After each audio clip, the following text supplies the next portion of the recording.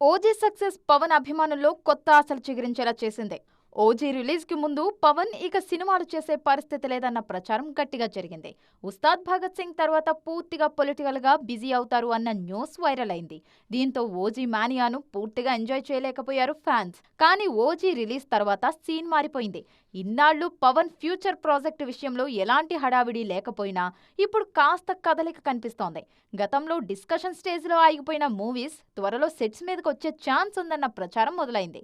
Harihara Veeramallu shooting టైంలోనూ Surender Reddy దర్శకత్వంలో Pawan cinema ఉంటుందన్న news బయటకు వచ్చింది. తర్వాత పవన్ పొలిటికల్ గా బిజీ అవటంతో ఆ ప్రాజెక్ట్ కోల్డ్ స్టోరేజ్ కి వెళ్లిపోయింది. ఓజీ బిగ్ హిట్ కావటంతో మరోసారి సురేందర్ రెడ్డి మూవీ గురించి చర్చ మొదలైంది. సూరి కెప్టెన్సీలో మరో స్టైలిష్ యాక్షన్ ఎంటర్టైనర్ లో పవన్ నటిస్తారన్న న్యూస్ ట్రెండ్ అవుతోంది. అంతేకాదు హిట్ మెషిన్ అనిల్ రావిపూడితోనూ ఓ సినిమా ఉంటుంది అన్న టాక్ వినిపిస్తోంది. ఈ వార్తల్లో నిజమెంతో తెలియాలంటే ఆఫీషియల్ అనౌన్స్మెంట్స్ వరకు వెయిట్ చేయాల్సిందే.